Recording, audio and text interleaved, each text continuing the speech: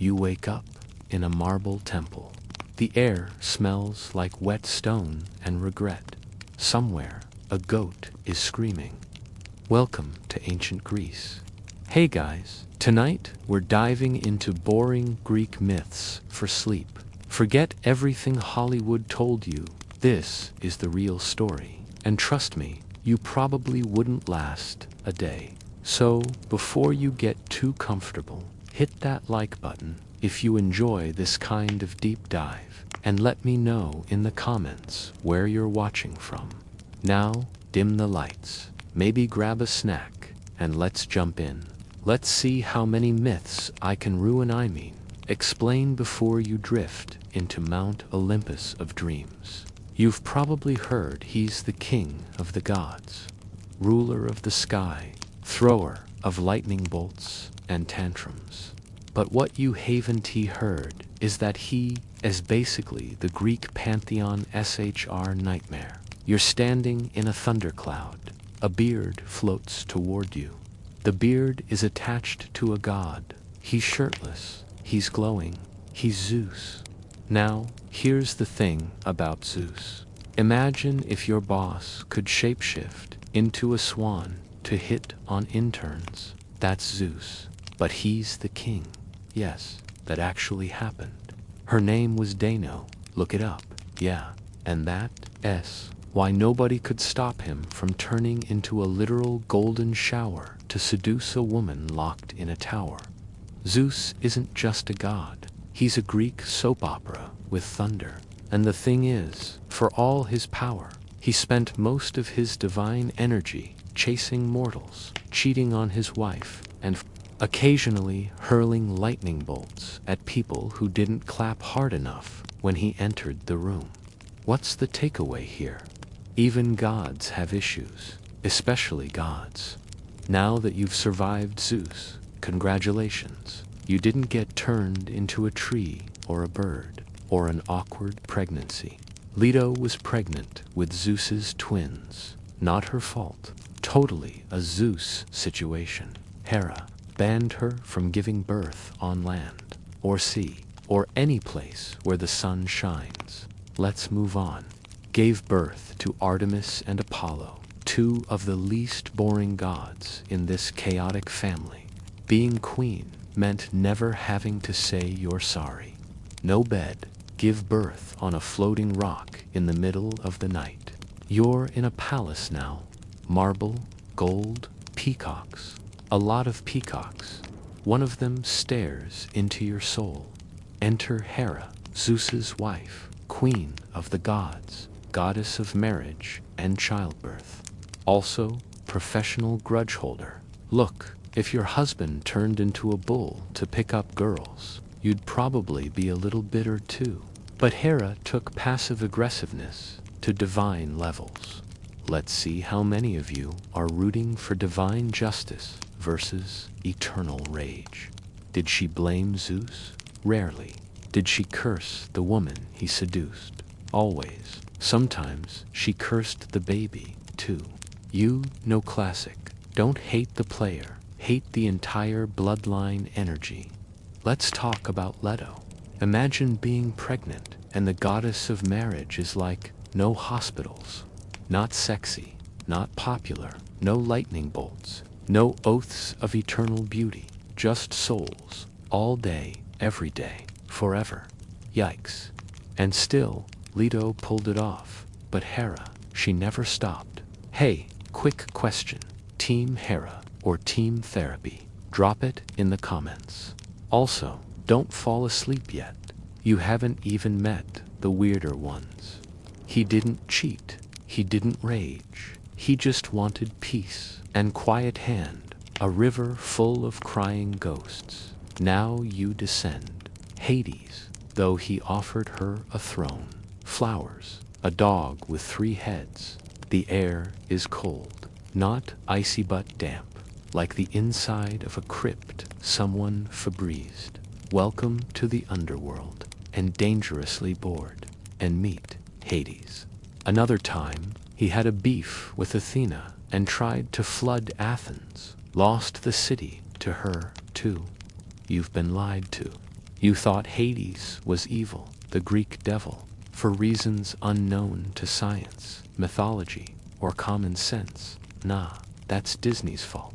Hades wasn't evil, just ... employed. He got stuck with the family business, death. You know, that quiet guy at the office who actually knows how the printer works, but no one talks to him. That's Hades. Wouldn't you be a little unstable too? But he was married to Persephone, and a guy who literally flew too close to the sun. And yes, the whole pomegranate kidnapping situation was ... complicated. But let's be real, Greek gods weren't big on consent culture. Romantic, not really. Better than being a swan's love interest, debatable. Also, fun fact, Hades was probably the most stable god in the pantheon. Relatable, you're still awake, good, or maybe you're half asleep, imagining pomegranates and emotionally unavailable gods. Either way, let's keep going. You wake up soaking wet, salt burns your eyes, something slaps your leg. It's a fish, or a god, or both. Poseidon, god of the sea, and earthquakes, and horses. Poseidon is what happens when you give a frat bro the ocean and a trident. He's dramatic, moody. Once, he created a giant sea monster just because a city didn't worship him enough. But he's the god of horses. Yeah, because he invented horses out of sea foam. You think your uncle's hobby farm is wild? Poseidon made tidal waves because someone said his beard looked uneven. Honestly, the ocean has never recovered. Real talk, if you had to spend eternity managing all the fish plus the kraken while your brothers got sky and the underworld ... Comment horse god energy if you feel seen. Alright, mortal. You've now met the big four. You've survived lightning bolts, pomegranate drama, peacock, Sides, and whatever Poseidon's sea rage was about. Take a breath. You're halfway to becoming an honorary Olympian, or at least a highly confused history major. You find yourself in a library, but not your average cozy corner with fairy lights and overpriced lattes. No, this one has blood on the scrolls, owl feathers on the floor, and the faint smell of olive oil and vengeance. A metallic clank echoes down the marble halls. You turn, and there she is, Athena. Not to be confused with Aphrodite. Athena is the goddess of wisdom, warfare, and bizarrely, weaving. She was born fully grown and armored from Zeus's forehead. That's not a metaphor. That's Greek myth logic. She didn't flirt, didn't date, and didn't even blink during battle. She advised heroes, outsmarted monsters, and turned people into spiders. He had a headache called the divine chiropractor, and boom out pops a goddess with a spear. Athena didn't mess around, and she helped Odysseus survive every bad decision he ever made, which was ... a lot.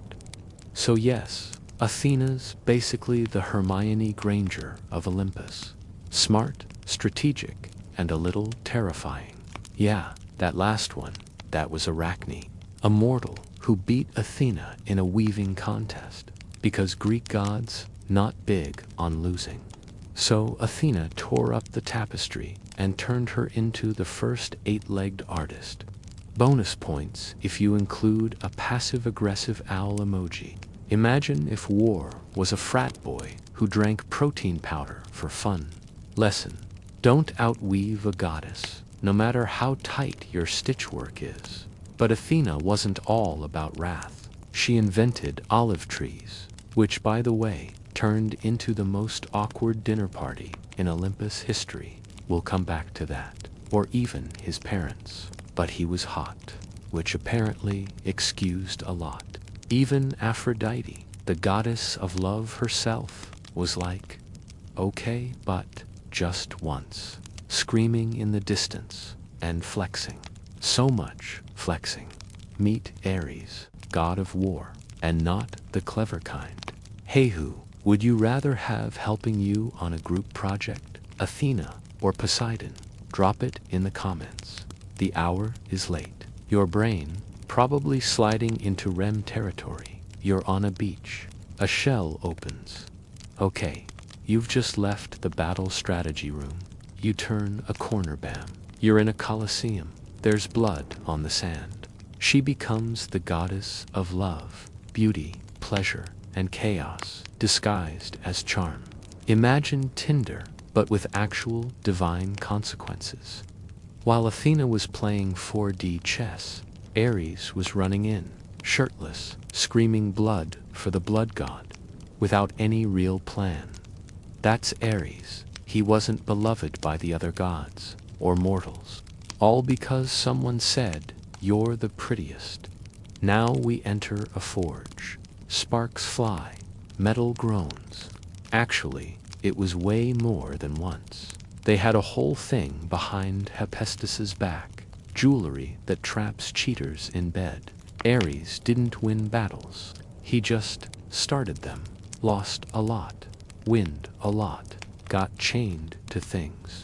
Eventually, he returned and said, "Hey, I made you a throne, Mom." He was like a guy who buys a muscle car and revs it at 3 a.m. but emotionally. Still, if you need chaos energy, Ares is your man.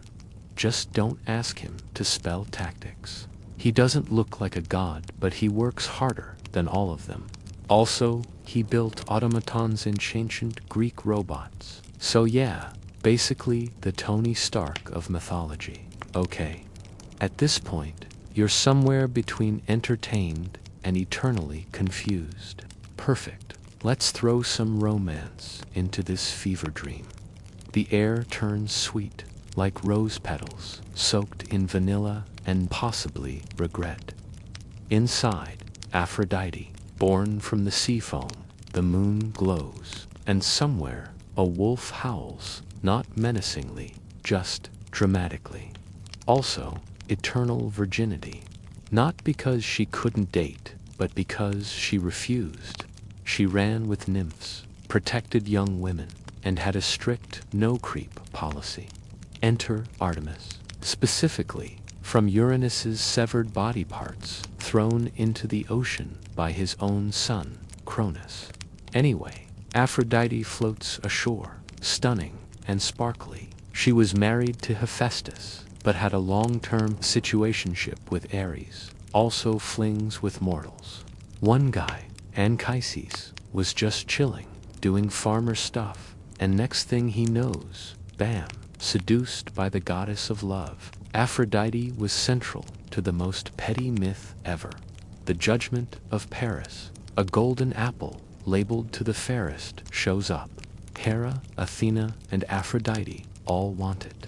They bribe the judge Paris with power, wisdom, and Aphrodite's offer of the most beautiful woman in the world. Their stories helped explain a chaotic world before Google could. Guess which one he picked? Boom. Helen of Troy, 10-year war, thousands dead, ancient beauty standards, literally deadly. But they were also insecure, vindictive, passionate, creative, just like us. This is Hephaestus's domain. He's not flashy, he's not loud, he walks with a limp, but he builds Olympus. He was born imperfect, so Hera threw him off Mount Olympus because, again, Greek parenting. He grew up on Earth, raised by nymphs, and made himself a master craftsman. Hera sat in it, got stuck. Divine duct tape, classic revenge. Hephaestus is your quiet friend who never complains but remembers everything. Who's more tragic? The gorgeous goddess trapped in a boring marriage, or the brilliant builder stuck in an eternal third-wheel scenario? Let me know. And yes, this is a group therapy session now. The forest is silent. Silver mist wraps around you like a cloak. Goddess of the hunt, the wilderness, wild animals, and the moon. One time, a guy named Actaeon accidentally saw her bathing. Artemis turned him into a deer. His own dogs ate him. Was it an overreaction? Maybe. Was it on brand? Absolutely. She's fierce, untouchable, and independent. The type of woman who goes hiking alone at midnight and comes back with 3 wolves and a new constellation. You've now wandered through godhood, egos, wars, affairs, betrayals, and divine awkwardness. You might be wondering, why were these gods so extra? Why so many curses, transformations, tragic romances, and zero therapy? Simple. The Greek gods weren't meant to be role models. They were reflections of humans, magnified. Their myths were messy because we are messy. And yes, they were often terrible, but also relatable in the most unsettling ways. So now, as you lay there half asleep, half processing how a golden apple caused genocide, remember this: the gods were powerful. Yes, their myths weren't boring. They were bedtime stories with teeth, stories that whispered. Even the immortals don't have it figured out. Now close your eyes. Dream of marble temples, owl feathers, and thunderstorms on distant hills. And if a goat starts screaming in the distance, don't worry, that's just Zeus again. Okay. You're now in a rocky canyon. The sky is gray. You're holding a shiny bronze shield, a pair of sandals with wings. Ando Luca, decapitated head in a bag. Congratulations, you're Perseus. This is the part of Greek myth where the gods say, let's mess with mortals, but also maybe give them cool gadgets. Perseus's claim to fame: killing Medusa. Not just any monster. Medusa had snakes for hair and turned people to stone just by looking at them. Basically, the world's most intense resting glare. But did Perseus fight her head-on? He didn't look at her. He watched her reflection, snuck up, and snip. No, because he's not stupid. He used a shiny shield, flying shoes, and a sword sharp enough to slice anxiety in half. Lesson: sometimes survival is just about clever angles and avoiding direct eye contact. And after, he used Medusa's head as a weapon, turned enemies into lawn statues, even lent it back to Athena like a horrifying library book. Now you're in a dark maze, walls closing in. Somewhere nearby, a half-man, half-bull is snorting aggressively. Meet the Minotaur and meet Theseus, the guy who volunteered to fight it. Why? Long story. Something about taxes and sacrifice and complicated Athens politics. Leaves Ariadne on an island like a ghoster with sandals. From a girl named Ariadne, who immediately fell in love with him because he had nice hair or something.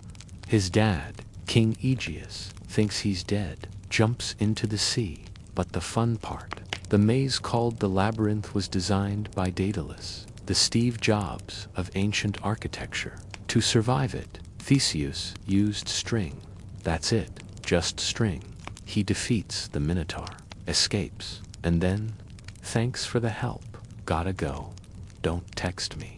Also, on the way home, he forgets to change the ship's sail from black to white.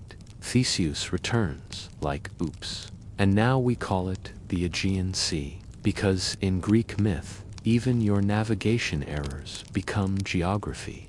Have you ever forgotten to text someone back, and it caused a historical sea to be named? No, just Theseus things. Now you're standing on a tower. There's wax melting on your arms. The sun's getting closer. This is the story of Daedalus and Icarus, father and son, inventor and ... cautionary tale. They were trapped in the labyrinth. To escape, Daedalus made wings out of feathers and wax. This is Pandora, the first woman. The gods gave her gifts: beauty, charm, music, curiosity, and a jar. But he warned, don't fly too close to the sun, Icarus. Cool story, Dad. Proceeds to soar too high.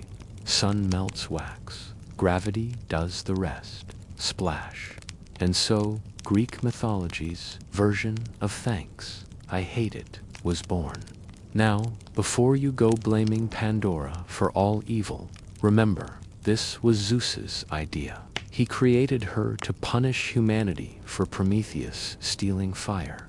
Eventually, Heracles rescued him, but that took a few centuries. Prometheus didn't regret it. That's the thing. You probably heard this one in school. But did they tell you Daedalus survived, kept inventing, carried the guilt forever? This myth isn't about flight. It's about knowing your limits and how no amount of wax wings can save you from impulsive pride. You're now in a field, birds chirping, flowers blooming. A woman stands, there perfect, sculpted, glowing.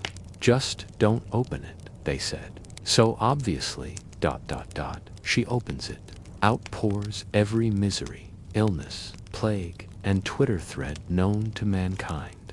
Only hope remained inside. You gave them technology. Fine, I'll give them feelings. Prometheus stole fire from the gods and gave it to humanity. So Zeus chained him to a rock and sent an eagle to eat his liver daily. Because in Greek myths, helpful behavior equals eternal torment.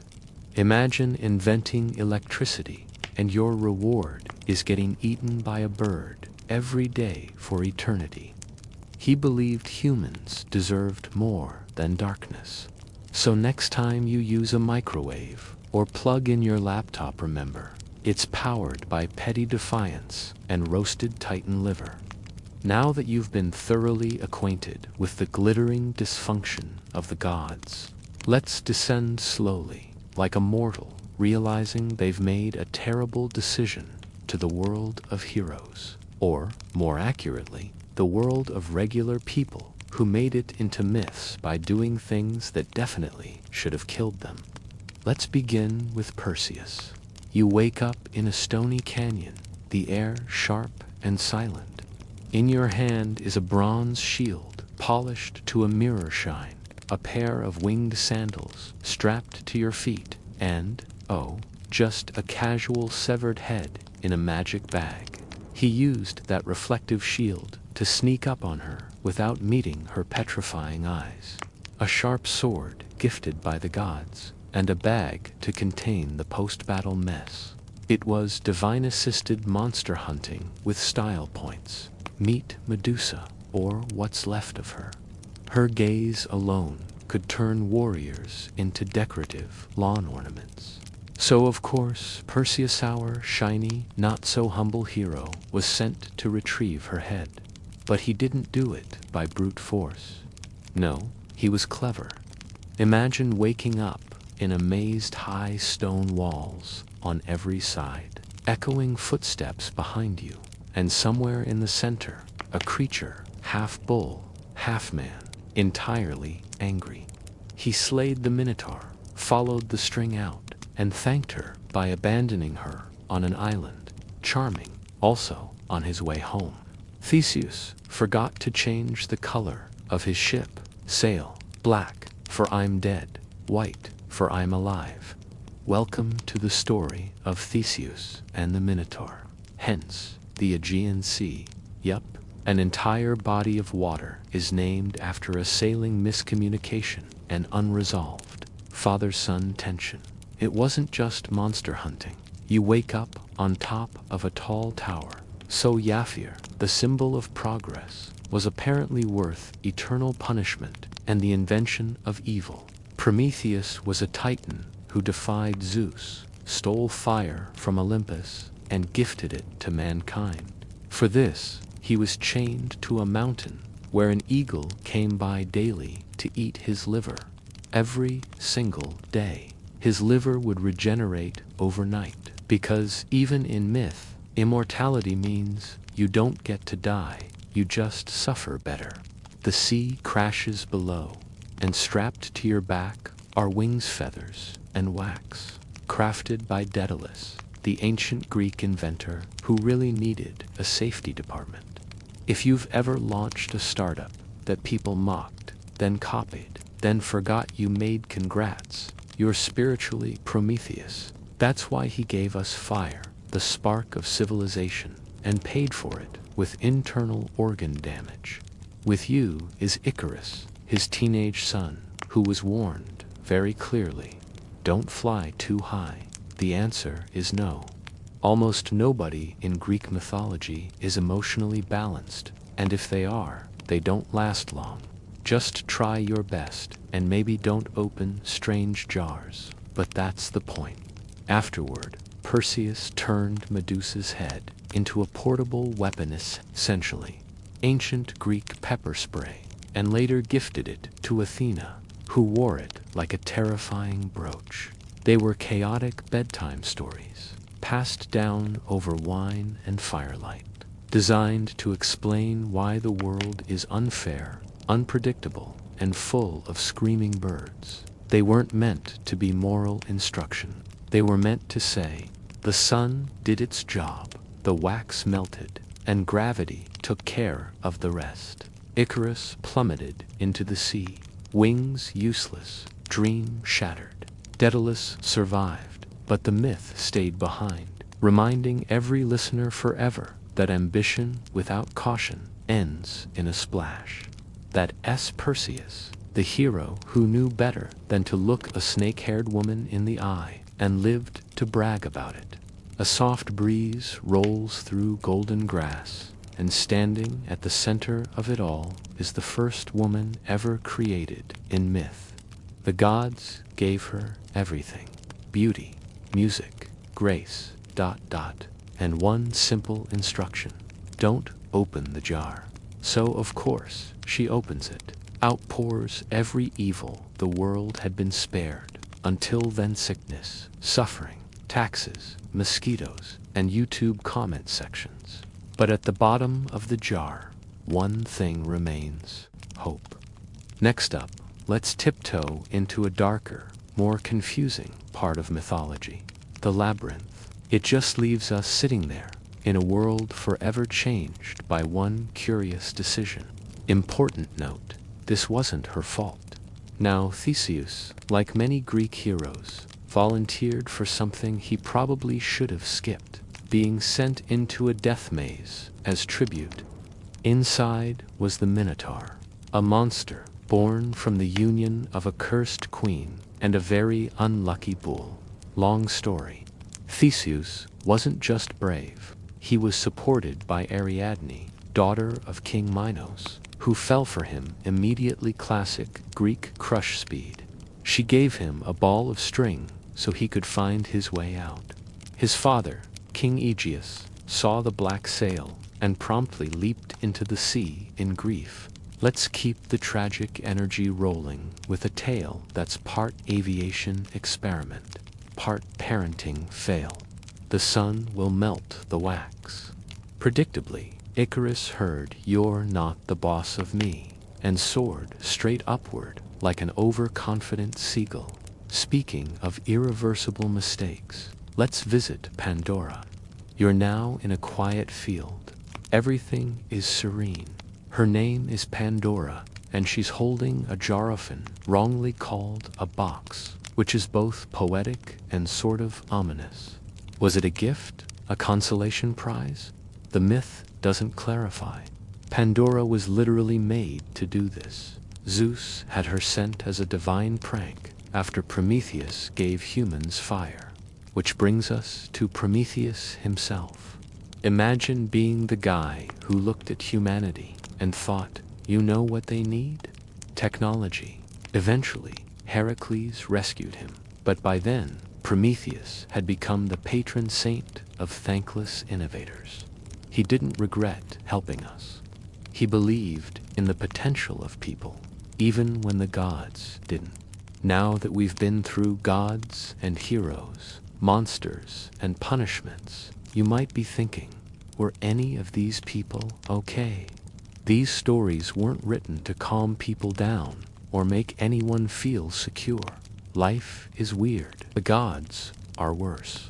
You find yourself in a quiet grove. Moonlight filters through silver olive branches. There's no monster chasing you, no god yelling, no epic quest ahead. Just the soft hum of an ancient lyre and the smell of warm fig bread. It's time for a few final myths-less action, more mildly tragic introspection. Let's start with Orpheus, the guy with the most emotionally damaging playlist in mythology. He played the lyre so beautifully, trees cried, birds harmonized, even stones were like, yeah, this slaps. Then his wife, Eurydice, died, snakebite, classic. Orpheus was devastated. He could lead her back to the living world, but he couldn't look back at her until they were both out. Easy, right? Wrong. Because he looked, he doubted. And in that one glance, poof, she was gone forever. Orpheus spent the rest of his life playing sad music. 3 goddesses of vengeance. Basically, if you wronged your family, these ladies showed up. They didn't just punish, they haunted. Blood dripping from their eyes, snakes for hair, voice like a courtroom echo, charming bedtime figures. Really, even the gods feared them. They weren't evil, just ... deeply committed to justice and very bad at forgiving. And then there's Sisyphus. Twice he tricked Hades, escaped the underworld, mocked the gods, the man who cheated death. So what did they do? They gave him a boulder, told him to roll it up a hill forever. Every time it neared the top down, it rolled. Endless effort, no reward, just frustration. Kind of like untangling headphones in 2009, or answering just one more email after midnight. Why does this myth matter? Because it's about persistence. Pointless, exhausting, oddly relatable persistence. And finally, we meet Narcissus, a young man so beautiful, he fell in love with his own reflection. Yes, really. Eventually, he died, staring at his own face. He saw himself in the water, got obsessed. Meanwhile, Echo, a nymph cursed to only repeat what others say loved him, couldn't look away, forgot to eat, forgot to live. And a flower grew where he felt the narcissus bloom, nature's way of saying, please chill. She watched, heartbroken, unable to speak first. Basically the goddess of ghosting and awkward silences. Together, their story warns us.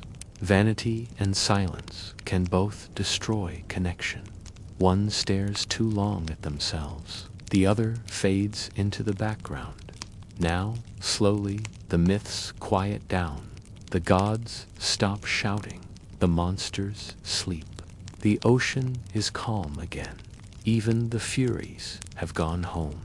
You're left in the ruins of old temples, marble columns, cracked mosaics, dusty echoes of chaos, love, rage, and music. But something stays, a lesson whispered in all these myths. Not about perfection. None of these gods were perfect, definitely not moral, often not even smart. But they were vivid, human, wild, alive, just like us, but on a larger, louder, stranger scale, which, weirdly, makes them feel real. Even now, you know someone like Zeus, big ego, can't commit, wears cologne that smells like thunder. Or someone like Hera, elegant, powerful, deeply suspicious of your text history. Or Athena, smart, independent, probably ran 3 group chats in college. Greek mythology didn't try to sanitize life. It embraced the mess, turned heartbreak into legend, turned pettiness into prophecy. So when your life feels chaotic, remember, you're just living your own myth. Maybe not with harpies and centaurs, but with parking tickets and dating apps. Same energy. Now take a breath. Let the stories drift away like incense smoke. Let the gods rest. Let the monsters return to the shadows. You've heard enough chaos for one night, and if you're still awake, just know there are more stories. Some boring, some brutal, some barely believable, but all of them unforgettable. You sit on a broken marble bench at the edge of the world. The stars above you pulse slowly, like a heartbeat long forgotten. The air around you changes, thick with lavender smoke and the faint trace of olive oil. The way warm laundry makes you forget it's winter. The way bedtime stories dissolve the need to worry. He sits beside you like an old friend who already knows your dreams before you had them. A figure appears, pale, silent, and blinking slowly. Hypnos, god of sleep, no crown, no throne. He never wakes, never ages, never checks his phone. Maybe that's peace. Makes you forget you're dreaming until you're suddenly in high school again. That was him, probably bored with some extra glitter and trauma lying around. Mother of sleep, death, and dreams. She doesn't speak either, doesn't need to. She walks past and the sky gets darker, colder, heavier. Even Zeus, king of the gods, doesn't mess with her, which is a real flex considering his usual ego. But he'll throw in a flying dolphin every once in a while, just to lighten the mood. She wraps the world in silence like a weighted blanket made of velvet and ink. You don't fear her, you respect her, like that teacher who never raised their voice but somehow made you behave anyway. Morpheus loves the absurd. He specializes in it. They were written to explain why you feel weird at 2:43 a.m., to give meaning to weather, to make us feel less alone in the vast mess of human emotion. Even the chaos has grown tired. It wants a nap. The gods yawn. The heroes rest. Someone who made it to the end of the myths with all their sanity intact. A witness to stories older than language, and somehow still relatable, because being betrayed, heartbroken, confused, or tired is a very timeless experience. The monsters curl up in the soft moss of forgotten legends. The night wraps around you like a slow song. The gods fade into soft outlines. The stars blink slower. Even time forgets itself for a while. Or maybe it's just ancient fan fiction with good lighting, just a tired face, and eyes that make you yawn without meaning to. The myths are behind you now mostly. No gods screaming, no tragic heroes sprinting toward terrible fates. Just you and the dull echo of stories that refuse to die quietly. In that part of your brain that likes sad music and rainy days, you hear soft footsteps, like sandals brushing against sand. They come from no direction and every direction. A mortal too beautiful for his own good. Selene, the moon goddess, loved him not, like people love celebrities. No, she loved him so much, she asked Zeus to put him to sleep forever. Immortal slumber, so she could gaze at him each night. Romantic, creepy, depends on your view of consent in the cosmic sense. He doesn't speak because he doesn't have to. Behind him, a river flows, not Styx, the angry one. This one is Lethe, the river of forgetting. People used to sip it to erase pain, embarrassment, or the way they said you to, after someone told them to enjoy their meal. You think about dipping a toe in, maybe an ankle, maybe your entire inbox and social media history The stars above you begin to swirl, and out of them comes the memory of Endymion. You imagine Endymion still asleep somewhere in the mountains, while the moon floats overhead, whispering poems into his unconscious ear. Then comes Morpheus, son of Hypnos, the original dreamweaver, not the leather trenchcoat, red pill kind. This one prefers silence and shape. He paints your dreams with detail. He doesn't need worshippers. He has your subconscious. Every weird dream you've ever had, she just is. The myths settle. They've run out of steam. No one is turning into swans. No one's liver is being eaten daily. And here you are, not a warrior, not a prophet, just a listener. Maybe that's the secret. The myths weren't written to be remembered. You stretch your legs. The marble bench creaks. Hypnos offers you a leaf. You take it. You don't know why, but it smells like home. No one will remember this moment. Not really, but you'll feel it in your spine, in your lungs. So now you lie back. You breathe in, breathe out. The myths sleep, and finally, so do you.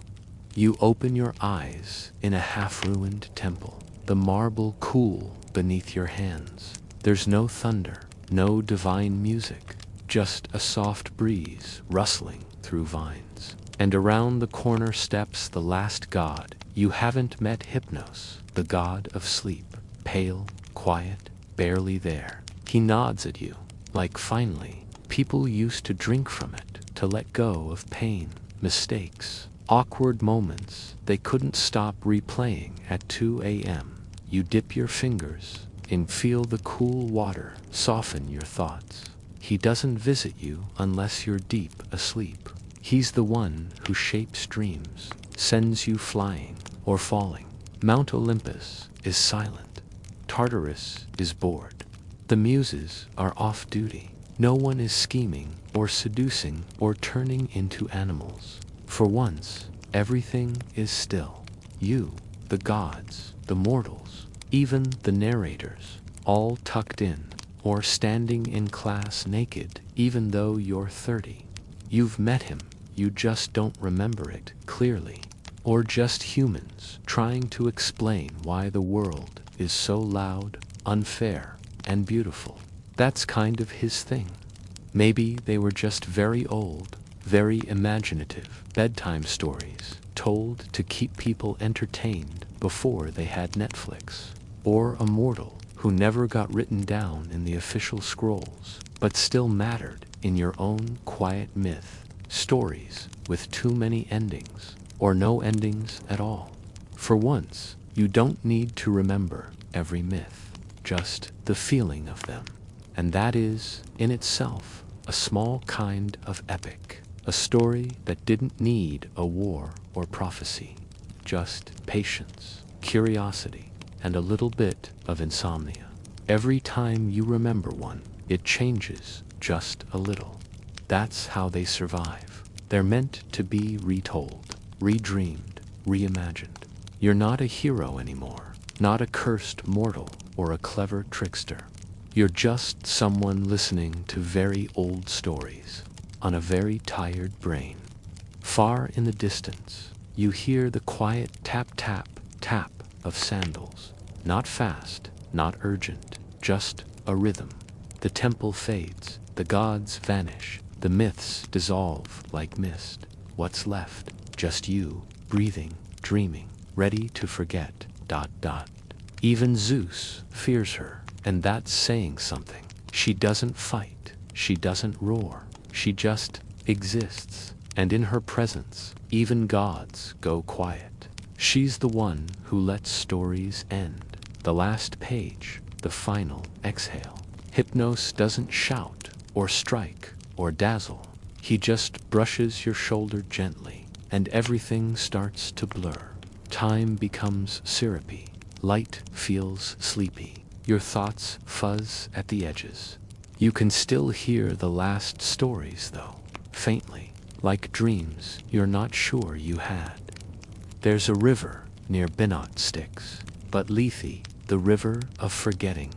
And so, we drift to the final tales, the small ones, the ones that don't make it into movies, but somehow stay with you, like the myth of Endymion, a mortal so beautiful that the moon goddess Selene fell in love with him. But instead of turning him into a star or marrying Hymna, she just asked Zeus to put him to sleep forever so she could watch him every night, forever. Creepy, a little, but also weirdly peaceful. A boy sleeping while the moon watches over him like a lullaby. Then there's Morpheus, son of Hypnos. Meanwhile, Nyx, the goddess of night, wraps the world in velvet shadow. Out beyond the fields of myth, the world is sleeping. So what does it all mean? These myths, these divine dramas, these weirdly detailed shape-shifting episodes, were they moral lessons? Chaos disguised as wisdom? Maybe all of the above, or maybe none of it. But here's the secret, they tell you. Every time you hear a myth, you're part of it.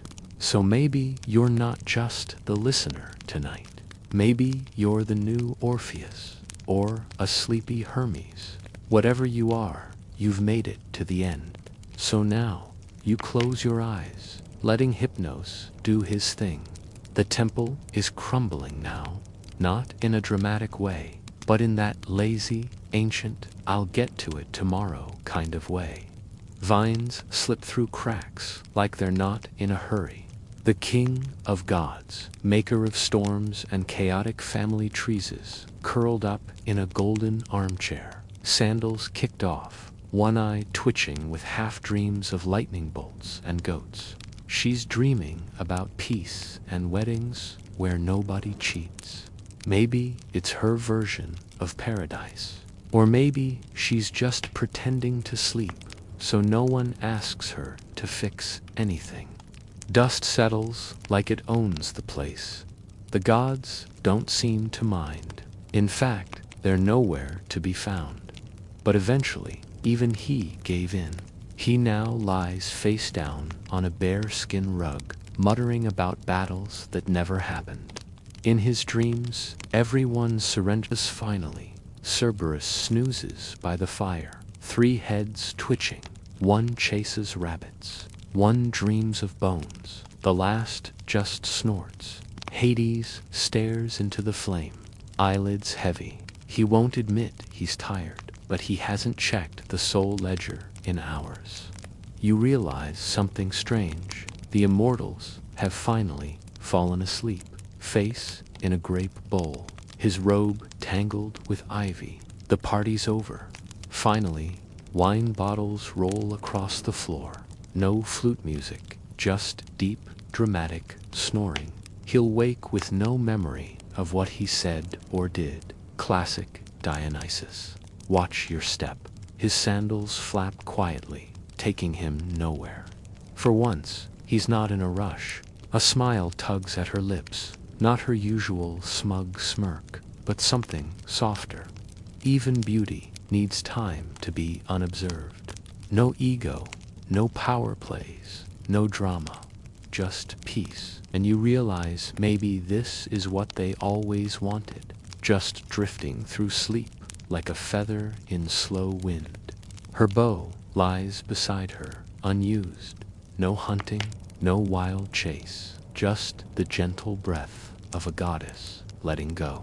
Somewhere in her dream, a deer walks by. There's a half-built automaton beside him, its bronze arms frozen mid-wave. Sparks flicker gently, like fireflies. The god of fire and craft rests with soot on his cheeks and grease under his nails. Even creation takes a break sometimes. It smells like lavender and something you can't name. The stars above you dim. The ground below stretches into nothing. And slowly, softly, you close your eyes. Somewhere atop Mount Olympus, Zeus snores, not thunderously, just a low rumble that vibrates the marble columns. She's curled in a library corner, head on a scroll, dreaming of battles won by clever words, not swords. Her helmet sits nearby, collecting dust instead of glory. Hera, goddess of marriage and grudges, lies next to him, finally tired of being mad. Her crown is on the nightstand. The sea is calm. No waves crash, no krakens stir. His trident floats beside him. A bubble escapes his nose as he dreams of storms he doesn't have to control. Even oceans need stillness. Ares tried to stay awake. Of course, the god of war is never chill. He paced, he grunted, he even schloopsed. Hestia is still at the forge, but he's asleep on the anvil. Athena didn't plan to sleep. She had strategies, charts, owl feathers everywhere. But eventually, logic gave way to dreams. Poseidon floats in his underwater palace, drifting like kelp. Hades, he's in the underworld, sure, but even he has drawn the curtains. Hermes is still moving, technically, but in his sleep he flies in loops, muttering dream. Arends, deliver this, send that. Aphrodite sleeps, surrounded by mirrors, all of them fogged up, her hair tangled. No glamour, no seduction, just rest. Artemis is curled under a pine tree in a forest made of dreams. And Dionysus, oh, he passed out hours ago. The muses are silent. No songs, no dances, no poems, just soft breathing. For once, inspiration is paused. The whole of Olympus is quiet, and now only you are awake, not alone, just the last to drift off. You walk through the dreamscape, watching these powerful beings wrapped in the simplest thing, sleep, to stop performing, to stop being worshipped, to just rest. Maybe myths are tiring too. All those stories, all those morals, all those metaphors for life. Even gods get exhausted by meaning. You sit on a cloud that doesn't seem to mind the weight. You don't dream of gods. You don't dream of monsters. You just float, still warm, quiet. You made it to the most sacred place in all mythology. The end. The stars are dimmer now. Not because they've vanished, but because your eyes are growing heavy. You sit at the edge of a world that's barely holding its shape, any more like a sandcastle gently melting in the tide. Everything feels softer, blurred, like the universe itself is half asleep and dreaming of itself. You're not quite in Olympus anymore. You're in that strange in-between, the quiet hallway between myth and memory. It smells like old parchment and distant incense. Somewhere, a lyre plays a single note and forgets the rest. Even time is yawning. You pass through a marble arch that never existed. On the other side is a meadow that shouldn't be this high up in the sky. You walk slowly through the grass, brushing fingertips along the tops of wildflowers with names long forgotten. Every step is like exhaling. It's blank, waiting not for a hero, not for a prophecy, just for you. No fate, just breath and stillness, and the strange, beautiful realization that even ancient myths have quiet endings. Like your thoughts are floating above you, one by one, drifting off without asking permission. You don't chase them, you just watch them go. Worries, names, to-do lists, all dissolving like mist at dawn. For your own sleepy thoughts, written in ink, made of nothing but comfort and the kind of dreams that never make sense but feel right anyway. The gods don't follow. They don't need to. Their stories have been told, repeated, misremembered, doodled into school notebooks, and buried in textbooks no one finishes. They're resting now, not because they're overbud, because they've earned it. In the middle of the meadow, you find a scroll. You hear the last echo of Narcissus staring into water. You see Medusa's reflection vanish in the stillness. You smell the faint smoke of Icarus's wings, and then nothing, just the deep, warm hum of sleep. A breeze moves past. You don't feel cold, just lighter. You sit beneath a tree that's definitely not on Earth. Its bark hums quietly. Its leaves shimmer like soft glass. It's the kind of tree that knows things but will never tell, not because it's hiding something, just because it respects your right to forget. Somewhere behind you, stories begin to fade. You lie back. The sky above you stretches wider than it ever has, a deep indigo wash sprinkled with starlight and silence. No gods remain, no monsters. There is no final lesson, no grand revelation, no twist, only rest, the kind that doesn't need a reason. You made it. You've walked through 1,000 years of chaos and crown-wearing egos. You've faced drama, death, divine tantrums, and way too many swans. And now you get to do what even the gods eventually did. Sleep. You close your eyes. The story ends not with a bang, but with a whisper. And that's exactly how it should be. You're floating now, not flying, not falling, just drifting like an idea that's done all the thinking it needs to. The myths are over, but the feeling stays. That slow, ancient pulse of something bigger than Ubud, not in a scary way, more like a lullaby sung by the stars, like candlelight on a stone wall, or rainwater through old soil. Their job isn't to stay sharp.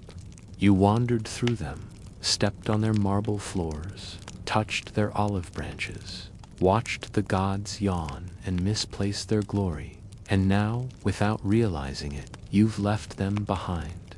Like a dream you forgot 5 minutes after waking up. And still there's something comforting about that, because myths were never meant to be remembered word for word. They were meant to seep in quietly. You've seen that even the greatest gods needed naps. You watched mortals try to impress the sky. You watched the sky get bored. You watched love, rage, jealousy, power, all drift slowly into stillness. That even immortality gets boring sometimes. That no matter how many epic quests or thunderbolts or golden apples you throw into a story, eventually everyone wants the same thing. A blanket, a quiet moment, a break from being legendary. And so do you. You've earned it. You made it through centuries of squabbling deities, endless betrayals, overly dramatic prophecies, and a frankly unhealthy number of transformations into birds. So now, let it all go. Like your favorite book, closed gently with a sigh. There will always be time to wake them again, but not tonight. Tonight, you sleep. In the space between stories, where silence has weight, where nothing demands your attention, where you can breathe without expectation, where even your own thoughts are polite enough to whisper. You lie down in a story that no longer needs to be told. You close your eyes inside a myth that no longer needs an ending. And in that moment, so soft it doesn't even make a sound, you become part of the silence too. More like the Nordic IKEA version, cool to the touch, gently mossed, positioned under a sky that looks like it's been overcast since the beginning of time. And, at this precise moment, a very sleepy place with the energy of a rainy Tuesday morning. One eye fixed on the horizon, the other long gone. He's been scrying the 9 realms since sunrise, and it's still only mid-morning. His hammer, Mjolnir, lies at his side, bored out of its mystical mind. Not the kind of knitting that leads to spells or hidden runes. He's lying on the floor, staring at the ceiling, but the mead barrels are mostly full. The warriors are lounging instead of clashing. One is attempting to balance a spoon on his nose. She's on a lawn chair made of bones, sunglasses over one eye socket, reading a scroll titled "How to be Less Emotionally Exhausted by the Living." But it doesn't. Not today. Even the wolves, chasing the sun and moon, are taking a breather. Fenrir's off somewhere, napping under a tree, legs twitching in dreams of distant howls. Her realm is unusually chill today. The dead are quiet. No one's asking for second chances. No one is rebelling. It's all very un-Norse. Occasionally, he blinks one of his 1,000-yard stares. Nothing. Not even a minor celestial disruption. Another is composing a haiku about axes. Even the Valkyries seem unsure what to do with themselves. They hover, wings slightly folded, offering refills no one wants. Immortal, sure, but also overwhelmed. You sit beside a bubbling spring and dip your hand in. The water is ice cold, but not cruel, just clarifying. One of them yawns, covering her mouth with a silver gauntlet. Not scheming, not shape-shifting, not even plotting a minor betrayal, just thinking. His hair is flat from the pillow, his eyes glazed over. He blinks slowly, then says aloud to no one, "What if I just didn't cause problems today? No one's dying, no one's plotting the end of all things, just knitting." It's a scarf for no one. She doesn't even like scarves, but it keeps her hands moving. Her golden hair is tied up in a bun that says, "I've given up on drama for today." She hums a lullaby, but even the melody seems tired. Occasionally, she glances toward Odin, but he's too busy sighing about destiny and the lack of it. Occasionally, Thor gives it a pity pat, like you might tap your phone screen just to feel something. He squints at the sky. No storms today. No frost giants breaking in. Not even a thundercloud on the horizon. Just blue-gray emptiness. The squirrel Ratatoskr, the eternal messenger between realms, is asleep in a knot of branches, drooling slightly onto a root. His messages can wait. No one's in the mood for cosmic drama. The world serpent, Jarmangander, shifts in the far ocean, sending one sleepy wave toward the shore, then goes back to sulking around Midgard like a bored dog with no stick to chase. He mutters under his breath, something about mortals being boring lately. He shifts, sighs, and scratches his beard, which sounds like bristles dragging across dry straw. You sit up slowly, rubbing your eyes. You half expect to see warriors clashing or thunder cracking overhead, but no prophecies, no chaos, just crumbs and a vague sense that somewhere, someone misplaced a shoe. Odin thanks them with the enthusiasm of a man who has heard everything twice and is now waiting for Ragnarok just for the change of pace. Just a very large goat chewing something aggressively near the gate. It glances at you with one eye, unimpressed, and goes back to chewing. Even the animals aren't committed today. That's how you know absolutely nothing exciting is going to happen.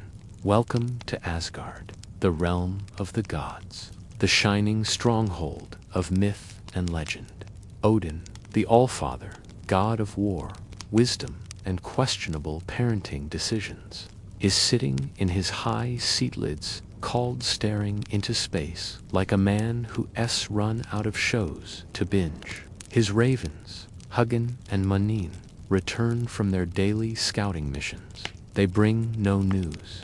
Thor, god of thunder and accidental property damage, is lying in a hammock made from a net meant for giants.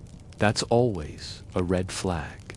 You peek into his quarters. In the golden halls of Valhalla, the honored dead are supposed to be drinking, fighting, and feasting. Outside, the great tree Yggdrasil creaks gently in the wind. Heimdall, the ever-vigilant guardian of the Rainbow Bridge, Bifrost, stands with his horn in hand, but he hasn't blown it in centuries. The horn collects dust. Even Hel, ruler of the underworld, is on break. You stroll through this dreamy version of Asgard, expecting anything to lurch forward and grab your attention. And that's when it hits you. This is what peace looks like in a world built for war. It's boring, but not in a bad way, in a way that feels. You lie back on a mossy rock, the sky above you smeared with clouds like ancient brushstrokes. Not even you, and maybe that's the most sacred myth of all. The day when the gods themselves decided to do absolutely nothing.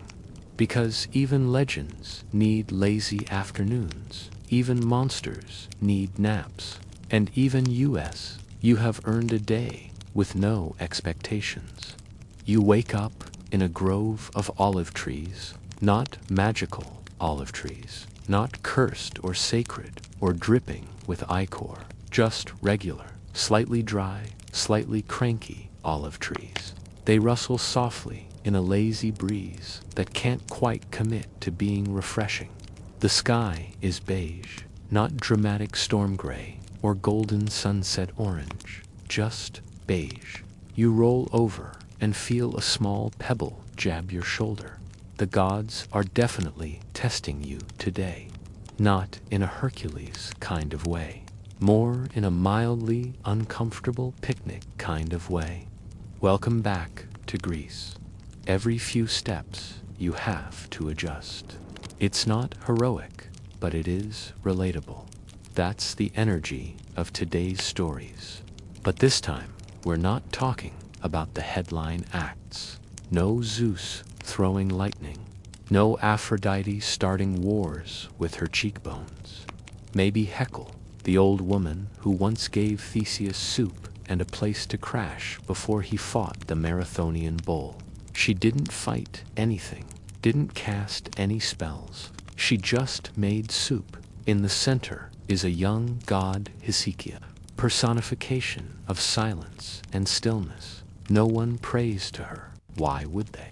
She's already there. Whenever you pause, she doesn't speak, just offers a chair made of wind and patience, dedicated to Harmonia, goddess of harmony, balance, and the general vibe of not fighting about dinner plans. She never started wars, she ended them, quietly, by showing up with a plate of figs and a stare that said, "Let's not do this today." Not a drachma, not for Karen, just a random token with the face of Antero's god of returned love. Not passionate love, not tragic love, just mutual effort. He's like the healthy relationship counselor of Olympus. Never makes headlines, but maybe, just maybe, he's the real MVP. This is Arachne, post-piter, cursed post-post. Smith, she's not weaving revenge anymore. She's just braiding. The gods don't notice her much now, and she prefers it that way. You nod, she nods. You sit beside her in silence and try to untangle a knot in your own thoughts. She had a tragic marriage, of course, but today we're ignoring that. Today she's just humming. You realize, not every myth needs to roar. A low, calming tone that makes your spine forget about taxes. You sit for a while. There's no moral here, just quiet. And honestly, that's kind of revolutionary. You remember Achelous, the river god, who turned into a bull during a fight with Heracles, lost a horn, turned it into a cornucopia. Classic, masculine overreaction. It's just the naiads, freshwater nymphs, holding a skipping stone contest. One of them cheats by using magic. No one cares. The stone skids across the water 5 times, then sinks with a lazy plop. Applause follows, half-hearted and sleepy. But what people forget is that before the wrestling match, he was literally just a river. He liked being a river. Cool, winding, mildly unpredictable, but not dangerous. He didn't want to fight. Heracles just kind of had a thing about dominance. Achelous was fine being chill. He just got dragged into the plot and got a shrine for it. Eventually, after she died. No tragedy, no drama, just lentils and kindness. If Poseidon is the chaotic uncle with rage issues, Galen is the chill cousin who whispers to waves and makes sure your ferry doesn't capsize. His name might be Melonios or not. He doesn't remember. He's trying to write a new song, but everything he plays sounds like a lullaby played by someone who forgot the second verse. You sit beside him. He offers you a grape. It's mushy. You eat it anyway. She doesn't make headlines, but she makes vacations possible. She once prevented a shipwreck by sighing deeply into the tide. You thank her silently, retroactively, for that one uneventful boat tour you took in college. She smiles. You move on. Honestly, she might be the most grounded person in all of mythology. No epic sea monsters or prophecies that will destroy your family line. But it's a Tuesday now, and he's taken a break to sit on top of it and drink lukewarm wine out of a gourd. He nods at you. You nod back. Mutual respect. Some days, the rock just stays put, and that's okay too. Yeah, a bit bleak, but bear with me. Neither has most of Olympus. He was the god of beekeeping, and cheese, and olive cultivation. Basically, Aristeus was the deity you'd call if you wanted to host a farmer's market.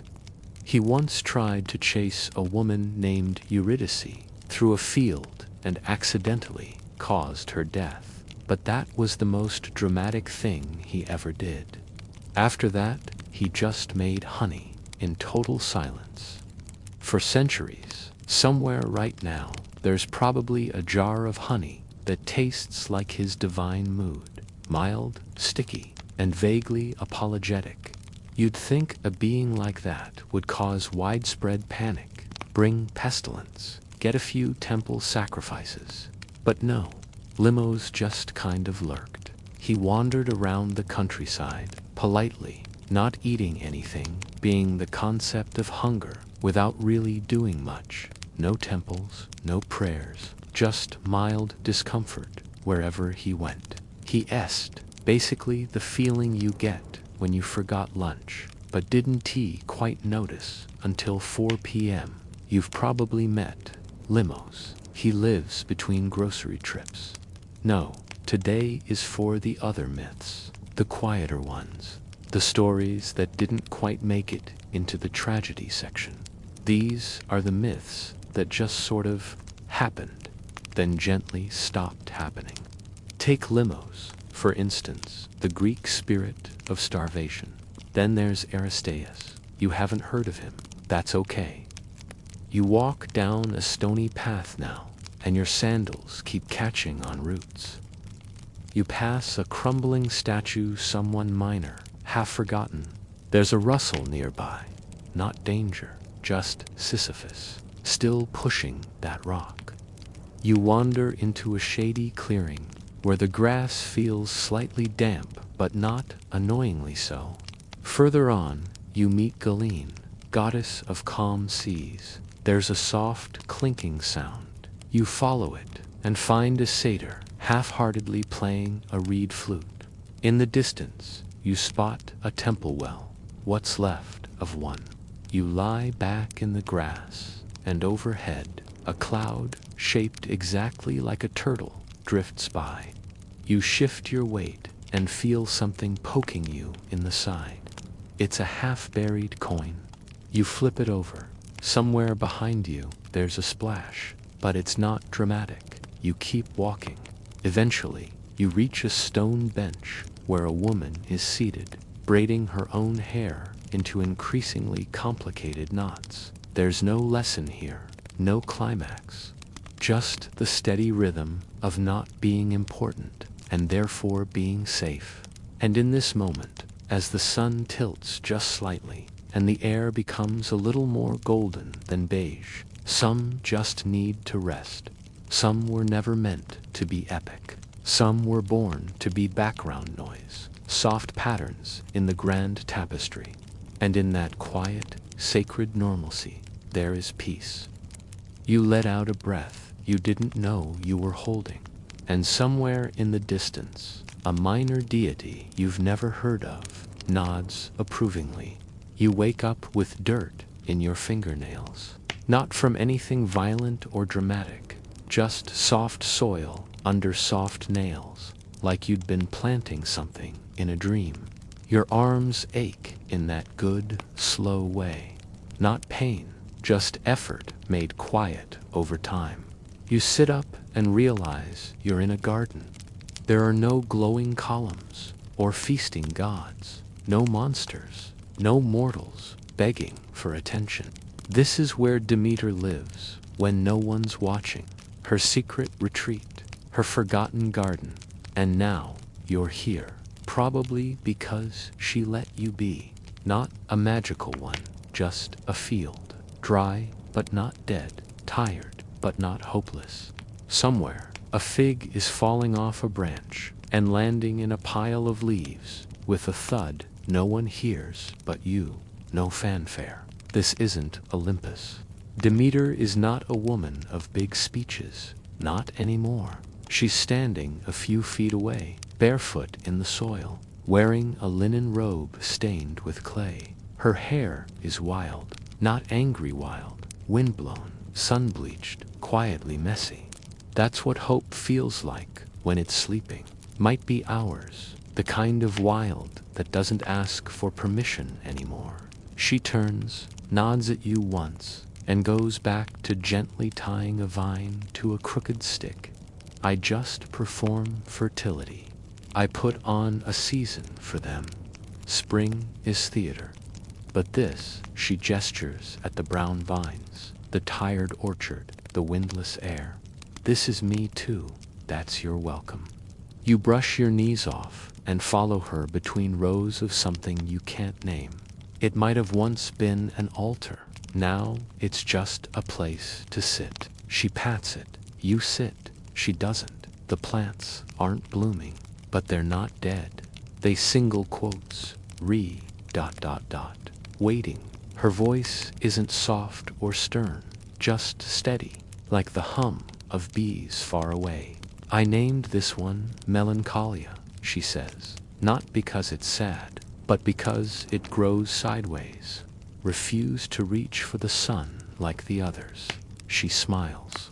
Still here though, like they've been waiting with her for a long, long time. This is the season of rest, she says, eventually, not looking at you. No harvest, no planting, just the in-between. You hear birds, but none are singing. You hear leaves, but none are falling. You hear your own thoughts, quieter than usual. You walk past what looks like a grove of sleeping olives. She kneels next to a crooked, half-buried stone. Everyone wants the fruitful version of me, she says, brushing dust off her knee. Not because she asks, but because it feels like the right thing to do when you re-in someone else's silence. You nod. There's nothing else to say. She hands you a handful of soil. It's crumbly but warm. Hold it, she says. You do. You sit in silence for what might be minutes. It'll never grow here, only for it to become a whole grove. The sun doesn't move quickly here. Nothing does. Eventually, she speaks again. When Persephone is above ground, everyone thinks I'm happy, blooming, reborn. But the truth is, she pauses. This This is where I come to stop pretending. You look around again. No colors, no flowers, no music, just dry wind and silent soil. And somehow, that's more comforting than anything bright. It's small, hard, unimpressive, but it's enough. She leans against a tree that hasn't borne fruit in years. The sun finally shifts, just slightly, warming your shoulder. You breathe in. The air smells like roots. Demeter begins pulling weeds, one at a time. You help. You pull up a weed that looks like a question mark. She laughs, a low, unpolished sound. That one always comes back, she says. As the day creeps on, she tells you stories, not with drama, but with the slow cadence of someone remembering without needing to entertain. She tells you about mortals who prayed for rain but cursed the mud, about Persephone's first time planting a single pomegranate seed and saying, about Hades writing her letters she never reads, but keeps anyway, buried under a pot of sage that refuses to sprout. You drink water from a cracked clay cup. It tastes like stone and time. Eventually, she stops speaking. You sit in silence again. Even the weeds have stopped growing, as if they respect the moment. She hands you a dried seed. Don't plant it yet, she says. Just hold it for a while. You do. It starts with a cloud, not a dramatic one. No thunder, no bolt of Zeus throwing a tantrum. Just one slow-moving puff of gray that strolls across the pale sky like it has nowhere better to be. The kind of cloud that doesn't promise anything. It just exists. Somewhere, dust settles. Somewhere else, a leaf changes its mind and drifts sideways instead of down. Demeter looks up. She says, not alarmed, not excited, just ... You look up too, squinting. You can feel it before it begins. A shift in the air, a softness in the breeze, and then a single raindrop, plop, right on your forehead. It doesn't soak, it doesn't rush, it just kisses the earth, dot by dot, like an old friend coming home slowly. Demeter doesn't move, neither do you. Another and another. They come like they're asking permission. She lifts the lid inside, a half-written note sealed in beeswax. She peels it open like it might break. The rain is so gentle, it's almost an apology. Demeter closes her eyes and lifts her chin, not in worship, in relief. This, she whispers, is Persephone's doing. Then she says something that makes you pause. You blink. She's here. No, Demeter says. But she dreamed of this moment. I can feel it. Not politely, truly. Everyone can. Few remember how.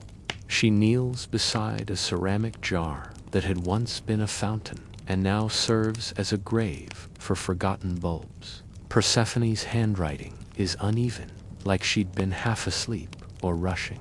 Mama, then you can talk to it again. I think that's how you know if it's still listening. If it rains in late summer, don't waste it. Let the ground drink first. Demeter folds it back gently. The rain hums softly on your shoulder. The soil under your palm is cool, welcoming. Do you want to talk to the ground? Or a hope? Or something you lost and pretend you didn't? The dirt doesn't answer. You open your mouth, close it, and shrug. ... Can I? She smiles. You both stare out at the garden, washed now in soft rain, leaves unfurling like they've just taken a breath after holding it for too long. She leads you to the edge of the field, where there's a crooked stump covered in lichen. She sits. You do too. Close your eyes, she says. Oddly precise. You do. Put your hand on the ground. Done. But instead of traders and merchants, it's ants, talking about ethics. and the best way to store breadcrumbs. Massive, busy, comically organized. Now tell it something you've never said out loud. You hesitate, and you whisper something. Another ant approaches with what looks like a piece of petal and places it beside the speaker, like an offering or rebuttal. Not loud, not important to anyone but you. Maybe it's about a failure, but it listens. Watching dozens of ants stop moving, they gather around the speaker. He waves his antennae. The others twitch in response. You feel it. Some believe it's a gift. Others think it's a curse. Demeter nods. She knew what you'd say, probably. Not the words, the shape of them, the way they needed to escape. I used to be angry, she says, brushing her knees off. When Persephone left every year, when people forgot the rituals, you notice things you didn't see before. How the thyme is finally starting to sprout near the rocks. How one of the fig trees has a single, shy blossom. How the moss near the well glows faintly in the rain. When crops failed because someone didn't say the right words at the right time. She stands up again. Come on, time to meet the philosophers. Whatever the outcome, no one will argue after. They don't have time for pride, just decisions. You blink. The what? She leads you past the grapevines, some of them trying to climb back up, their trellises now that the rain has encouraged them, and over to a flat, circular patch of garden that looks in the center, an anthill. Demeter squats beside it. This is the agora, she says. Named it after the old market squares in Athens. And suddenly, you remember a time when you believed the world was kinder than it seemed. You remember the smell of a grandmother's kitchen, the sound of a window creaking before a storm. A laugh you forgot belonged to someone who mattered. You stare. She's not joking. One ant, larger than the others, climbs onto a flat stone. He's the orator, Demeter explains. Every afternoon, they hold council. It's their version of democracy, except way more efficient. You sit beside her. They're debating the morality of eating a moth carcass that fell in their tunnel, she says. You look at her sideways. Are you serious? She doesn't answer, just points. They'll vote by sunset, Demeter says. You sit back. The rain continues, a little lighter now, like the clouds are winding down. You don't say it, but you're starting to feel something you haven't in a long time. Stillness, not boredom, not emptiness. Stillness. Demeter stands. She turns, eyes quiet. But then I realized, ... Silence grows things too. You both walk back through the garden. She picks a leaf and hands it to you. Chew this, she says. You do. It's bitter, strange, but familiar. Tastes like, she asks. Regret. You joke. She laughs. Close. It's called recollection root. Helps you remember things you forgot. You sit beneath a tree shaped like a question mark and let the taste settle. You close your eyes. The rain stops. The garden breathes. The garden smells different today. Not sweeter, not worse, just more awake. The rain from yesterday soaked into the roots, whispered secrets, and left something behind. You can feel it in your chest before you even open your eyes. A shadow moves across your face, gentle as a hand brushing away sleep. You look up. It's not Demeter, it's a boy. Or maybe a man, like he's been running errands across eternity and forgot why he started. He's barefoot, with sandals tied lazily around his ankle like an afterthought. His hair is wind-tangled, and there's a bag slung across his shoulder that looks far too old to hold anything useful. But somehow you know it does. Hermes. Not the showy, wing-sandaled messenger from temple murals. No gold helmet, no lightning deliveries. This version of him just looks tired. He smiles at you sideways. Nice place, he says. A bit quiet for my taste. You nod. It's supposed to be. He shrugs, digging a heel into the dirt. Demeter around. She's with the olive trees. You say. He raises a brow. Of course she is. He starts to walk, but stops, glancing back. Mind if I sit? You make space. Hermes drops down beside you with a sigh that sounds like someone dropping a whole week of conversations. They don't tell you that gods get bored, he says, but we do. Ever tried delivering the same prophecy 9,000 years in a row? Makes even Zeus sound like a rerun. You smile politely, unsure how to respond to a bored deity. Hermes digs into his bag, pulls out what looks like a piece of folded parchment, hands it to you. It's blank, no message. You ask, "Oh, she left something for you in the basket." He shrugs. Some words aren't written, some are just. You approach slowly, reverently.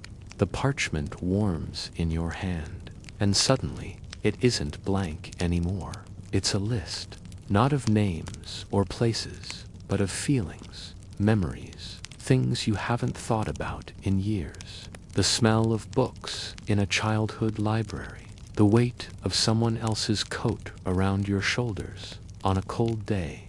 That basket belonged to the first mortal who ever thanked me without asking for anything. You raise an eyebrow. That brief, eternal second before a kiss you never got Hermes stands. That's yours now, he says. Demeter said, "You're listening better than most." The rain has left puddles that reflect the sky in fragments.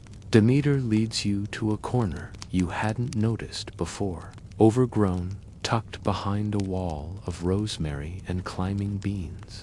There's a gate made of driftwood and rusted iron. It creaks like an old man's knees when opened. Inside is ... a dream. Not every garden needs a gardener. Not every promise needs to be spoken. Some just need space. Inside, honey, thick, dark, fragrant. She dips a twig and offers it to you. Taste this. You touch the cloth again. What happened to her? Didn't even worship me, technically. Just left bread on her windowsill for the wind. You sit, she does too. No one argues, no one blames. They just work. Demeter stands and dusts her hands. Would you like to plant something? Like candle smoke and old love letters and something sweeter than sugar, patience.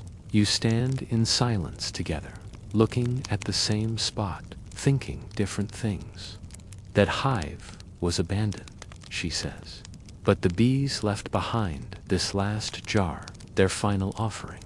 You close your eyes. The garden hums around you, not with noise, with memory.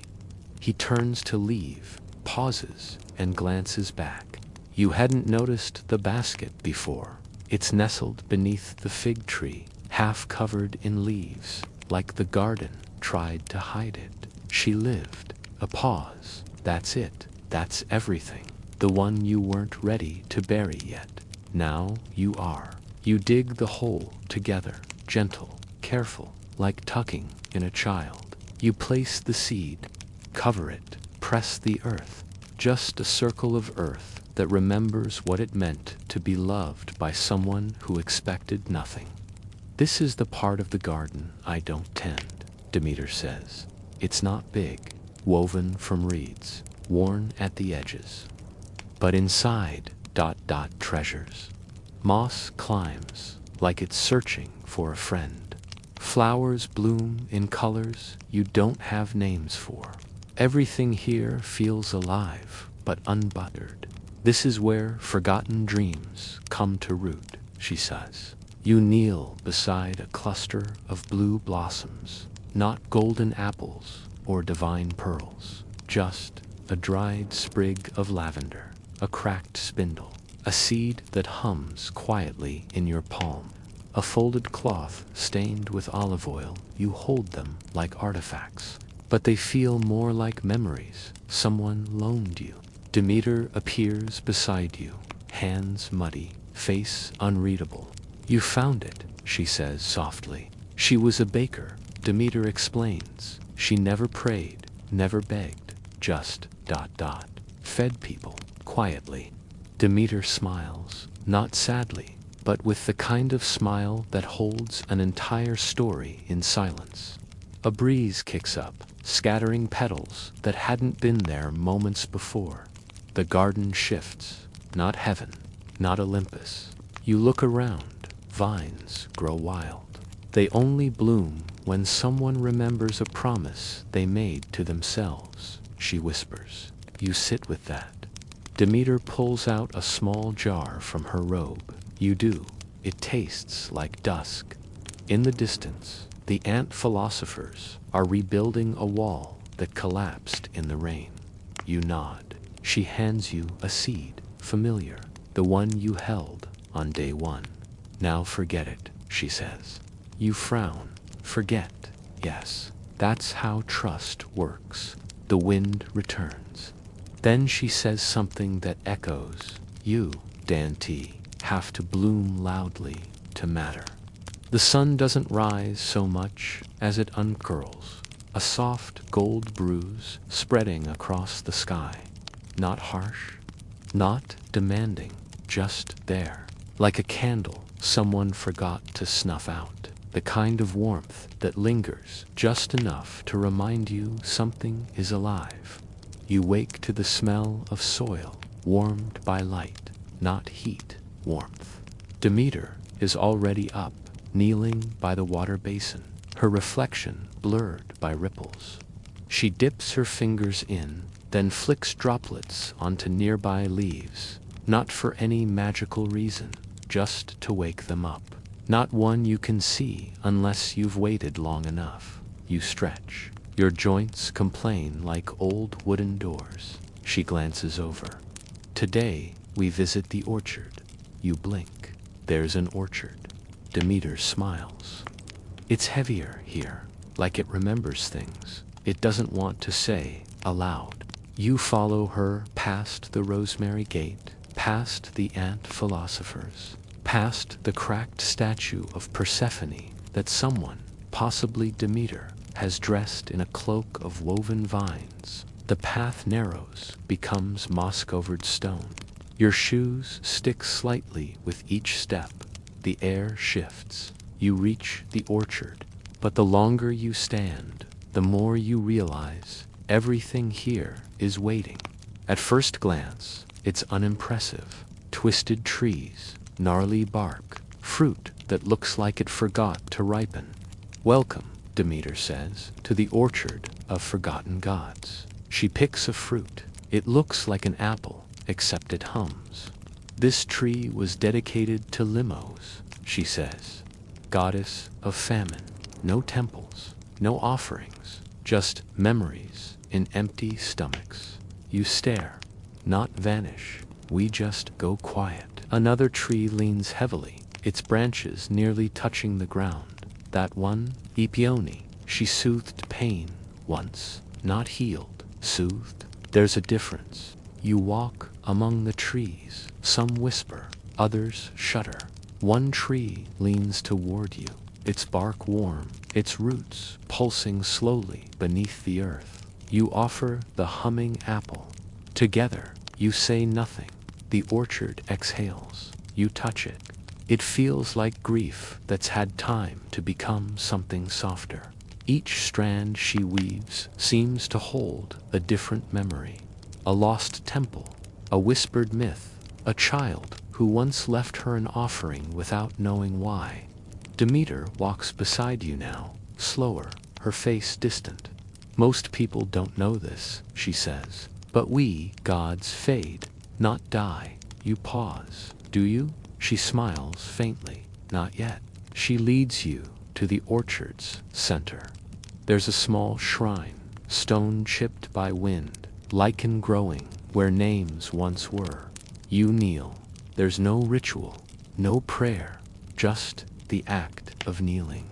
And somehow that's enough. Demeter places a bundle of grain on the shrine, then a piece of black bread. He asked a god for immortality. Got it. Regretted it. Now he tends bees in the hills and talks to the wind like it owes him answers. He's hunched, pruning vines that don't seem to grow. So, another listener. His beard is full of twigs. His eyes are too young for his face.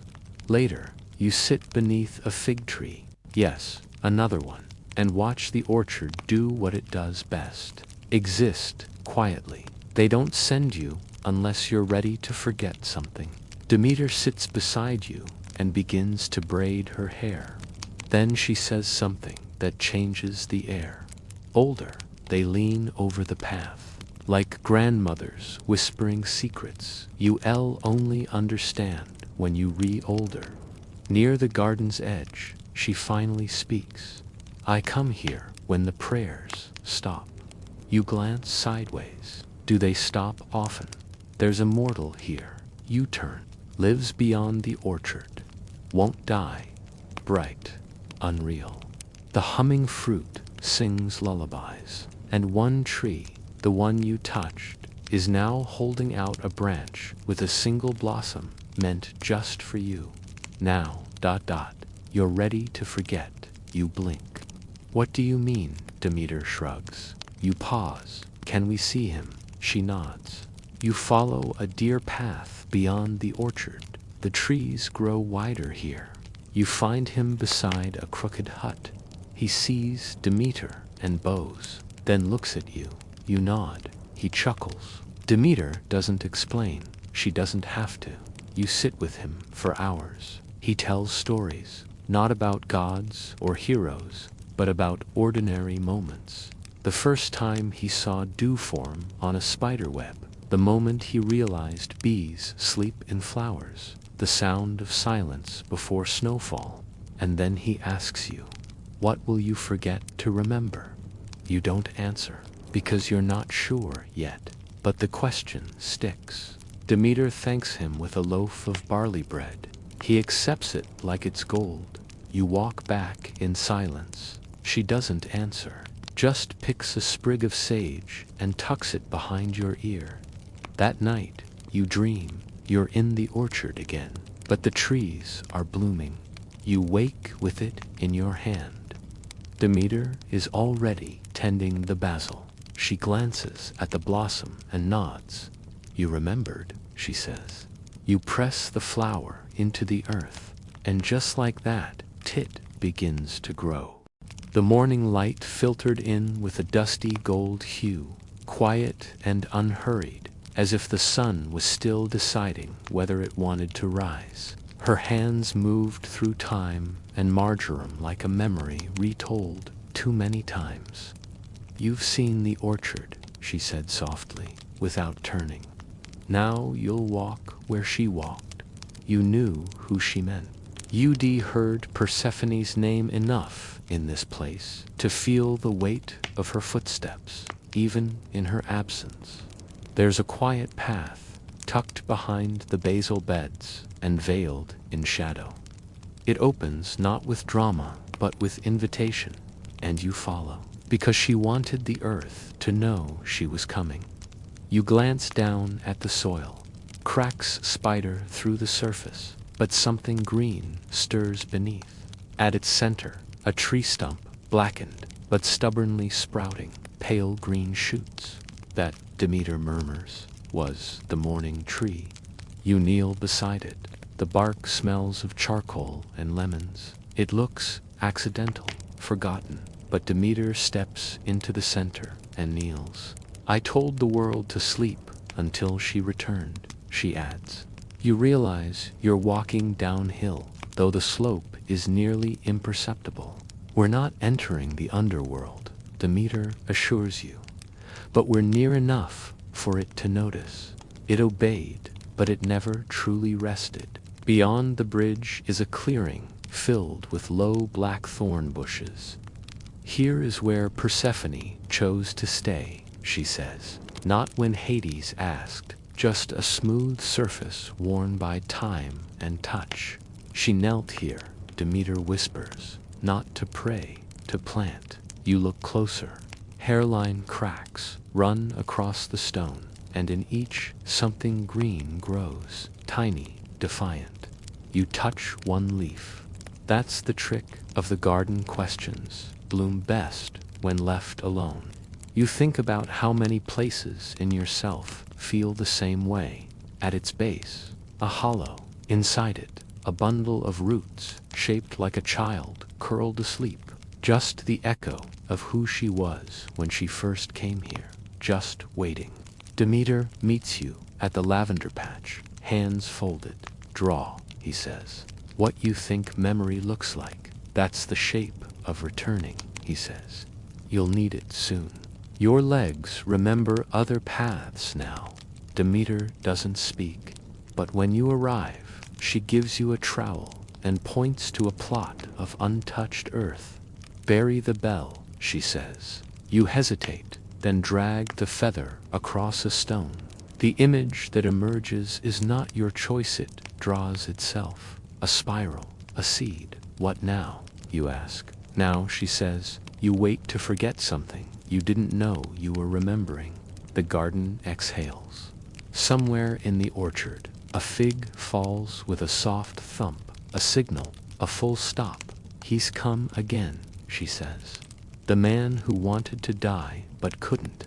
A memory you didn't know you had stirs awake. It's of a voice, a laugh, a promise. And just as it begins to form into something real, it's gone. You follow her beyond the rosemary gate, through brambles that part like sighs. There, on a bench made of broken idols, sits an old man wrapped in crow feathers. Corax, again, but different, tired. You brought the bell, he says. You nod, you blink. The figure inside shifts slightly, as if hearing your thoughts. You back away, respectful. Everything that's left behind still listens, Demeter says. Even echoes. That's where her echo sleeps, she says. Not her soul. How many shadows are simply parts of you no one tended to? Yet, the path is the same, but you are not.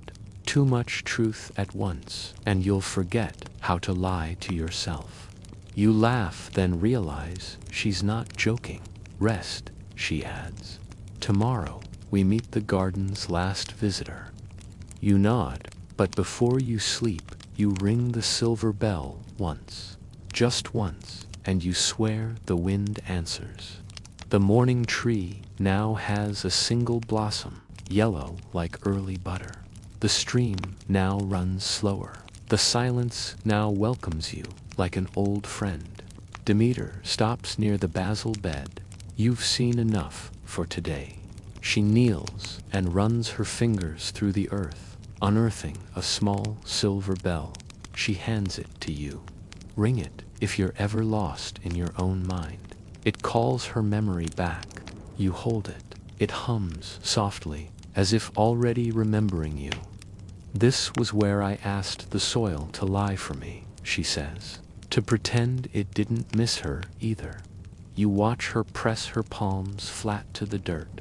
The silence here is thick, but not heavy. I wept here when I thought she was never coming back, she says. The gods did nothing, of course. Demeter crosses without pause. You hesitate, then follow. As your foot hits the far side, you feel lighter, but also less certain of your own shape. Not because you must, but it's cultivated, and you realize this path wasn't carved by sorrow. It was marked by return. Persephone once danced here, Demeter says. As you step through, the sounds shift, the birds fall silent, the breeze huddles low. The path is lined with stones worn down by time, some half buried in moss, others etched faintly with glyphs too faded to decipher. Here, in the hollow bones of the old trail, the world doesn't whisper so much as remember. Demeter walks with purpose, but not urgency. Warm, alive, reaching toward your palm like it recognizes something in you. Maybe grief. You notice the pattern of thorns mimics a spiral, a signature in plant form. You understand now. Choice can be a kind of resurrection. Maybe hope. It doesn't matter which. In the garden, both are seeds. She passed this way each spring, she says. Not because she had to. She left little rebellions behind. Demeter adds, like dandelions in marble courtyards. A curve in the trail reveals a scorched patch of earth. Beyond the tree lies a small alcove where rocks form a near circle around a depression in the ground. More like a held breath. The deeper you go, the more the garden changes. The colors darken. The greens are thicker, the shadows sharper. You reach a grove where the air shivers without wind. Trees here grow in spirals, and their bark glistens faintly, like tears drying in moonlight. Before names, before bargains, before seeds. A small bridge appears next, made of bone-colored stone, stretched across a stream with no source. Memory and self don't always hold hands, she says, almost like an apology. Not when Zeus bartered. When she decided. You rest beside a stone altar carved with no letters, no offerings. It smells like figs and smoke, she said. Demeter continues that the underworld wasn't dark. It was just unloved. Before leaving the grove, Demeter points to a tree so wide it looks like it swallowed time itself, not her shadow. You return the way you came, but it feels different now, she says. The next day arrives with strange stillness. No bees, no herbs fluttering in breeze. Then you're ready. You don't ask what for. He hands you a feather dipped in shadow, a crown of flowers made of ash. Korax nods, satisfied. You return to the garden, slower than before, and the feather. You do. Gently, like tucking a child into bed. You sit by the rosemary gate until sunset. The light folds around you. The soil beneath your feet hums. Winter doesn't come to the garden the way it does to the world beyond the rosemary gate. Here, the cold doesn't arrive with howling winds or skeletal trees. It tiptoes in like a ghost that was never invited, but always expected. The garden holds its breath. Leaves curl inward like shy thoughts. Blossoms fold their colors away. Even the air begins to speak in You sit near the lemon tree, now bare but still proud, and watch the frost claim the edges of the marjoram. This is the in-between, Demeter says, from behind you. Not quite death, not quite sleep, just pause. You feel it in your bones too, like your thoughts have gone underground, burrowing deep, waiting for a reason to rise again. Demeter walks with a slower gait now. Her steps are deliberate, almost ritualistic. She touches each fading plant with the tenderness of a mother tucking in her child. Winter is when I remember what I lost, she murmurs, but also when I remember why it mattered. You notice the sky above the garden never fully turns gray here, just a muted blue, like an old painting, faded by time and grief. Everything returns, she says, but never as it was. You watch her kneel beside the fig tree and pull out a seed wrapped in cloth. She gave me this, she says, before she left for the last time. The word last echoes. You're not sure she means forever, or just this season. There's a part of the garden you haven't seen until now. Demeter gestures toward a small iron gate tucked behind a wall of climbing ivy. It creaks open with a sound like a tired breath. Beyond it, no herbs, no flowers, just rows of empty soil, precisely sectioned, the memory beds, she says. Each one holds something she asked me to forget. You step in. The soil here is darker, softer, too smooth to have ever held weeds. Grief doesn't just come from loss, Demeter adds. It comes from remembering too clearly. You kneel beside one of the beds. The name carved on the stone marker reads, "Laughter at the river's edge." Another, her first storm. Another still. The day she chose to stay. You walk between the beds in silence. Each one feels like a weight on your chestnut, crushing, but undeniable. You ask Demeter why she keeps them. Because forgetting entirely would be another death, she says. And even gods fear too much silence. You pause by a larger bed in the far corner. It has no name, just a single feather placed gently atop it.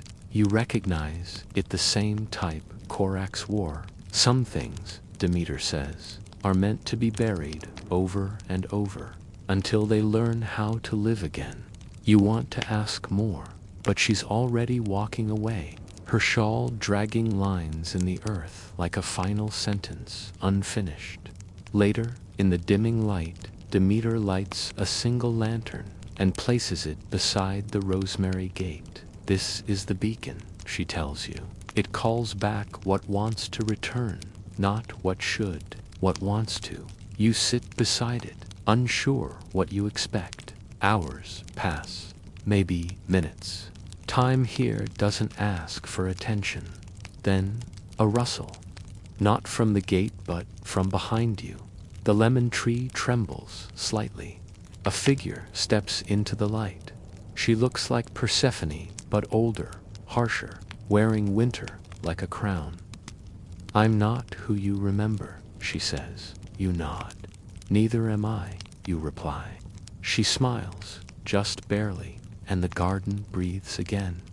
The next morning, Demeter doesn't greet you. You find her beneath the fig tree, eyes closed, breathing slow, not asleep, not awake, just ... remembering. Beside her lies the seed, now unwrapped. It pulses faintly. "It's ready," she says, without opening her eyes. "Plant it." You take it in your hands. It's heavier than it looks, warm. You walk to a space Demeter once told you was cursed too dry, too bitter, too angry for anything to grow. You kneel there and press the seed into the soil. The earth doesn't resist, it accepts, almost greedily. The ground quivers once, then goes still. "What did I just plant?" you ask, Demeter's voice, distant. "Something that will remember us when we're gone."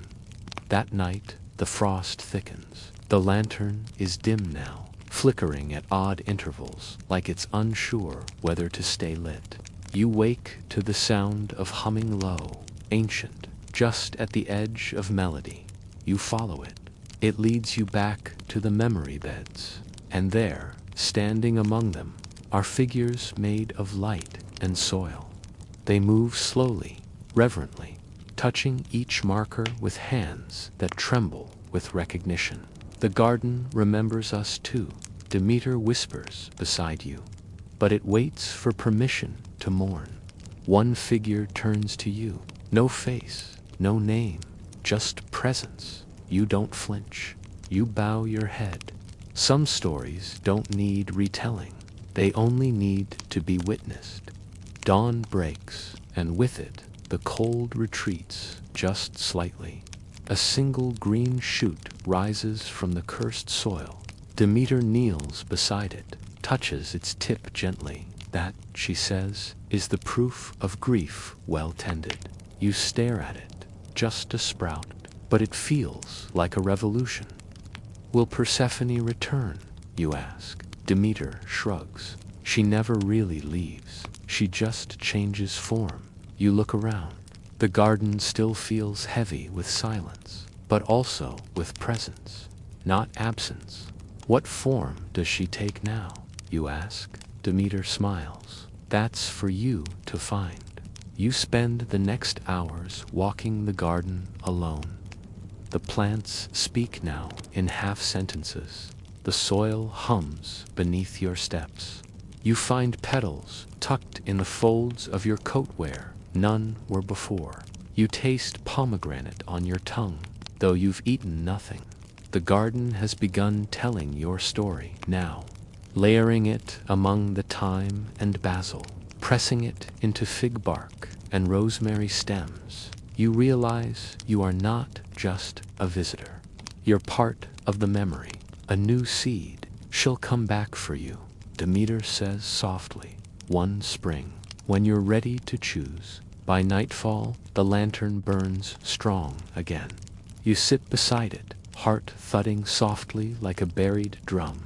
You think of all the parts of yourself you've tried to bury, the griefs you never planted, the joys you never harvested, and suddenly you understand what the garden was always saying, that death isn't the opposite of life, it's the mirror, and memory is the soil between. The garden has always whispered, but today it begins to sing. Not a song of triumph or glory, no, nothing so dramatic, just the low, honest melody of things that have endured. The frost has begun to loosen its grip, melting slowly into the roots, as if retreating with a sigh. The rosemary gate creaks softly, not in warning this time, but in invitation. You walk through without thinking, the air warmer on your skin than you expected. It smells like waking earth and crushed mint. Somewhere, a lemon blossom dares to bloom too early, and no one scolds it. Demeter is already in the garden's heart, barefoot, hands muddy, eyes focused. She looks younger not in age, but in weight. It's time, she says, without turning. Everything you buried has started to grow. You crouch beside her, unsure what that means. Even pain, you ask. She nods. Especially pain. It has the deepest roots. Her hands move through the soil with reverence. You can't choose what grows first, she says, but you can choose what to feed. You wander to the far end of the garden, where memory once slept beneath quiet beds. Now sprouts break through. Not all are beautiful. Some are twisted, strange, but none are dead. One plant smells like rain on burnt wood. Another glows faintly, even in sunlight. Each one tells a part of the story, not Demeter's, not Persephone's, but yours. These weren't here before, you say. Demeter smiles faintly. They were. You just weren't ready to see them. And suddenly, you understand. The garden doesn't just grow what is planted, it reveals what was hidden. The olive tree in the center has begun to drop leaves not from decay, but from relief. Beneath it, something buried long ago is rising, not a seed, a door, small, round, made of smooth bone and woven time. You're the only one who can open it, Demeter says. You hesitate. What lies beneath? More grief, another myth. But your hand moves anyway, and the door lifts with a whisper. A staircase spirals downward, not into darkness, but into warmth. As you descend, the scent of pomegranate returns, stronger now, alive. The chamber beneath is lit by no fire, yet it glows. Every surface is lined with symbols, some ancient, some you recognize from dreams you forgot on purpose. And in the center, a mirror, not silver, not glass, just still water, held in a bowl of stone. You look in, expecting your reflection. Instead, you see a moment, a version of yourself standing in the garden, but younger, afraid, asking questions, digging nothing, planting nothing, just waiting. You can leave that version here, says a voice not Demeter's, not Persephone's, yours, older, rooted, ready. Back in the garden, the door closes behind you without sound. You feel no fear, just ... grounding. Demeter meets your gaze, eyes kind, voice calm. Now you're part of the cycle. You ask if that means you're trapped here. She shakes her head. No one's trapped. They just forget they can leave, or forget why they stayed. You ask again, where is Persephone? Demeter points to the garden. She's the sprout, the storm, the silence, the choice. You understand now. Persephone was never just a person. She was a path. As dusk arrives, the garden glows gold. Not mythical, just honest. You kneel, press your palm to it. It hums softly, like a cat asleep on your chest. This was her favorite spot, Demeter says, behind you. She said it smelled like goodbye and hello at the same time. You look up. Is she ever coming back? Demeter exhales. She already has. Every spring, every tear that waters this place. Every moment someone remembers her as more than a victim. You sit beside her as the sky turns ink blue. Stars blink above the garden, too many to count, but not too many to follow. Will I forget this? You ask. She shakes her head. Only if you want to. And then a strange peace settles over the soil. Not joy, not sorrow. You lie back, feeling the roots beneath you, the sky above, and the steady, sacred beating of a garden that knows all your names. A new voice enters the scene. Younger, curious. Is this the place with the story plants? A child steps through the rosemary gate, barefoot, wild-haired, wide-eyed. You smile. Demeter smiles wider. Yes, you say, but you don't plant the stories here. You listen to them. The child tilts their head. Do they talk loud? You nod, only when no one's watching. And together, the three of you begin to walk the garden. This time, not to mourn, not to wait, but to welcome. As stars settle and the garden folds in on itself, one final bloom opens beside the fig tree. A deep red petal, black at its edges, soft as breath. No one picks it, no one names it. It's just there. Proof that something forgotten has remembered itself. You watch it gently sway in the breeze. And something inside, something you didn't even realize had been asleep, begins to bloom too. And so, the garden rests. Not because the story is over, but because the soil has said enough for now. If you made it this far, first of all, you deserve ambrosia and a soft pillow. Not many can wander through ancient grief, whispered gods, and mythic soil without losing themselves a little. But you stayed, you listened, you bloomed. And hey, if this slow-burning, herb-scented wander through Greek myth and emotional mulch hit a strange little spot in your soul, then do me a favor, like this video. It waters the algorithm like spring rain. Subscribe to the channel because I've got more sleepy mythos, forgotten gods, and whispery bedtime lore on the way. And drop a comment below. What memory would you plant in your own quiet garden? Or just say hi. I love reading them under moonlight. Until next time, may your dreams be as strange and soft as Persephone's return, and may you wake feeling like you've grown, just a little. Good night, traveler. Fade to black.